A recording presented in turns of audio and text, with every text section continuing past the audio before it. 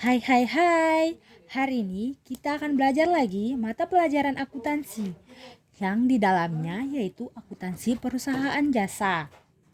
Yang kita pelajari hari ini yaitu bentuk-bentuk jurnal umum dan cara penjumlahan transaksi.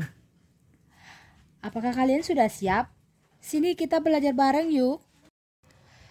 Kita masuk pada sub pokok yang pertama yaitu jurnal umum. Yang kita ketahui jurnal umum adalah jurnal yang digunakan untuk mencatat seluruh transaksi yang terjadi dalam suatu perusahaan tersebut. Jurnal umum dapat digunakan oleh semua jenis perusahaan, baik perusahaan jasa maupun perusahaan manufaktur yang lebih kompleks. Jurnal umum memiliki jurnal yang paling sederhana, yaitu jurnal 2 kolom. Kok bisa disebut jurnal 2 kolom? Padahal kolomnya banyak. Nah, disebut 2 kolom karena mencatat jumlah rupiahnya terdiri dari 2 kolom, yaitu kolom rupiah di debit dan kolom rupiah di kredit. Dalam jurnal umum terdapat posisi debit dan posisi kredit. Jika kita mencatat sebuah transaksi, maka kedua sisi tersebut harus seimbang. Dan ingat, sisi kredit akunnya harus mencorong ke dalam. Nah, untuk lebih memahami tentang bentuk jurnal umum, perhatikan gambar berikut. Nah, di sini ada form jurnal umum dari PT Makmur. Sama seperti ini jumlah formnya. Yang pertama, kita harus menuliskan nama PT di atasnya. Form yang kita buat yaitu, yang kedua yaitu jurnal umum. Dan periode transaksinya dalam jurnal atau contohnya pada periode ini biasanya ditulis pada akhir tahun, yaitu 31 Desember 2021. Ada halamannya ditulis di pojok kanan atas karena jurnal umum belum tentu satu halaman saja, tetapi lebih dari satu halaman atau 2, 3 dan lebih halaman-halaman. Di sini jurnal umum terdiri dari 6 kolom. Kolom yang pertama yaitu kolom tanggal. Kolom tanggal digunakan untuk mencatat tanggal terjadinya transaksi. Kolom 1 ini terdiri dari 2 bagian, yaitu bagian kiri untuk mencatat tahun dan bulan, sedangkan kolom bagian kanan atau kolom yang kedua digunakan untuk mencatat tanggal. Kemudian kolom kedua. Kolom kedua ini yaitu nomor bukti. Kolom nomor bukti ini digunakan untuk mencatat nomor bukti transaksi yang digunakan atau yang diterima untuk melakukan pencatatan pada jurnal umum. Dan jurnal biasanya berasal dari kwitansi, cek, nota, dan lain-lain. Kolom ketiga yaitu kolom keterangan. Kolom keterangan ini digunakan untuk mencatat nama akun yang didebetkan dan dikreditkan, serta keterangan transaksi yang terjadi di sini.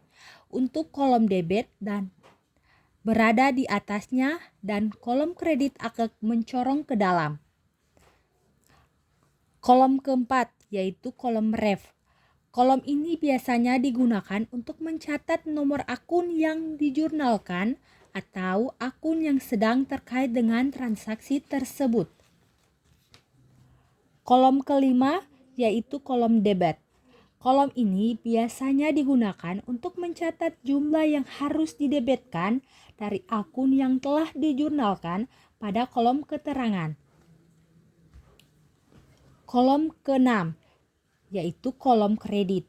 Kolom ini biasanya digunakan untuk mencatat transaksi yang sudah dikreditkan dari akun yang telah dicatat pada kolom keterangan. Nah, itu adalah penjelasan tentang kolom pada jurnal umum. Kita masuk pada sub pokok yang kedua yaitu menghitung cara penjumlahan transaksi. Ya, di sini saya akan menunjukkan transaksi pada PT Jahit Expert. Yaitu pada transaksi yang pertama, tanggal 2 November 2017, Ibu Sarah mendirikan usaha jahit dengan nama Jahit Expert dengan menyetor uang sebesar 15 juta.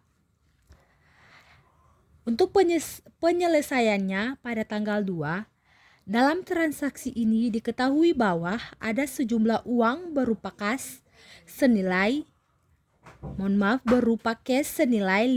juta yang disetor untuk mendirikan usaha jahit expert tersebut. Dalam hal ini, kita artikan bahwa modal awal yang diperlukan Ibu Sarah untuk mendirikan jahit expert ini sebesar 15 juta. Jadi kita analisis adanya penambahan uang atau penambahan kas secara tunai sebesar 15 juta dan adanya penambahan modal awal yang disetor oleh Ibu Sarah. Sehingga jurnal umum yang dibuat adalah untuk transaksi tanggal 2 jurnal umumnya adalah bagian debit yaitu kas sebesar 15 juta dan modal bertambah posisinya di kredit bertambahnya sebesar 15 juta.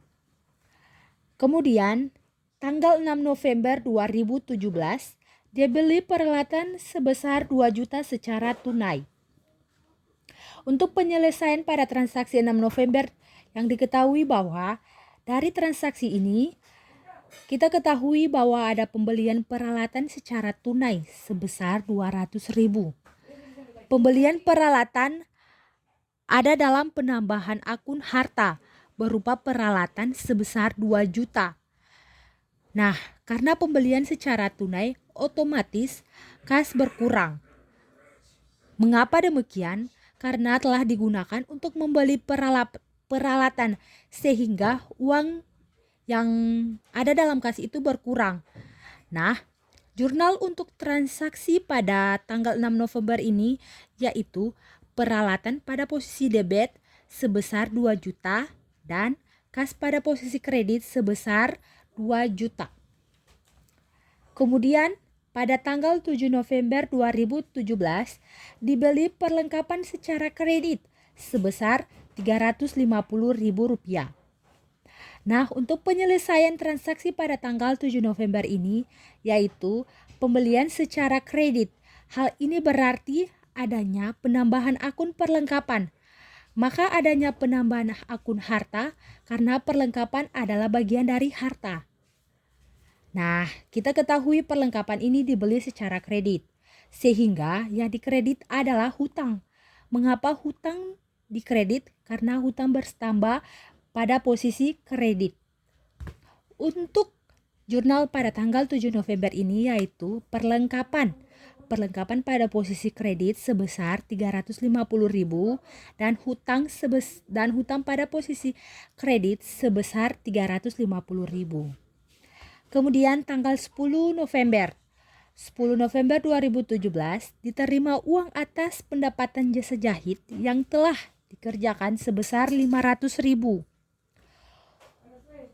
Untuk penyelesaian transaksi tanggal 10 November ini yaitu adanya penambahan kas sebesar Rp500.000 karena diterima pendapatan. Ketika kas bertambah atau harta bertambah posisinya di debit dan jurnal yang dibuat untuk transaksi ini adalah kas sebesar Rp500.000 pada posisi debit dan pendapatan bertambah pada posisi kredit. Pendapatan bertambah sebesar Rp500.000 karena ketika pendapatan bertambah yang sudah dijelaskan tadi karena pendapatan bertambah itu pada posisinya di kredit. Kemudian tanggal 15 November 2017 dibayar biaya listrik sebesar Rp100.000. Untuk penyelesaian tanggal 15 November ini yaitu telah dibayar biaya listrik. Dalam hal ini dibayar berarti pengurangan kas. Uang keluar sebesar Rp100.000 untuk membayar biaya listrik. Jadi adanya penambahan beban maka posisinya harus di debit. Sedangkan pengurangan kas maka posisinya di kredit. Mengapa kas posisinya di kredit? Karena uang kita keluar. Jadi untuk jurnalnya pada tanggal 15 November yaitu beban listrik pada posisi debit sebesar Rp100.000, posisi kredit kas sebesar 100.000. Nah, kita lihat jurnal umum ini harus balance. Hasilnya harus balance atau seimbang. Jadi antara debit dan kredit saldonya harus sama. Oke, dengan demikian pembahasan tentang materi bentuk-bentuk jurnal umum dan cara penjumlahan transaksi. Bye-bye.